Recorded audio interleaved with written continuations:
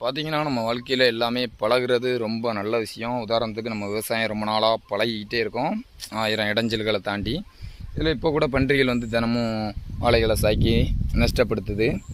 இதே மாதிரியே பார்த்தீங்கன்னா, கொஞ்ச நாளைக்கு முன்னால நம்ம போற வழியில ஒரு நாய்க்குட்டி நம்மள ரொம்ப அதாவது கடிக்க வர மாதிரி, குலைக்கிற அந்த மாரியா சேட்டைகள் பண்ணிக்கிட்டு இருந்துச்சு. அப்ப நம்ம போறத அதாவது நம்ம சாப்பாட்டுக்காக தான் நம்ம வேலைக்கே போறோம். அந்த இடத்துல நம்மள இடைஞ்சல் பண்ற அந்த நாய தடுக்க முடியல. ஏன்னா அதுக்கு அறிவு கிடையாது. சரி நம்ம அறிவோட போகையில என்ன செஞ்சோம் அப்படின்னா, ஒரு பிஸ்கட் பாக்கெட் வாங்கி போட்டோம். அப்புறம் பார்த்தீங்கன்னா, அது நம்மட்ட பழக ஆரம்பிச்சுட்டு, அப்போ நம்மள எந்த ஒரு தொல்லையும் பண்ண ஆரம்பிக்கல. இந்த மாதிரியா பார்த்தீங்கன்னா, நிறைய நமக்கும் தொந்தரவு வரதான் செய்யுது. நம்ம பழகுறத விட போகிறதும் இல்லை, தொடர்ந்து பழகிட்டே இருப்போம். எந்த ஒரு சூழ்நிலையிலையும் விவசாயம் பண்ணுறத யாராலையும் அதாவது அந்த ஒரு நாய்க்குட்டி அது வயிறு பசிக்கு நம்மளை குலைச்சிருக்கே தவிர, நம்மளை கடிக்கணுங்கிறது நோக்கம் இல்லை.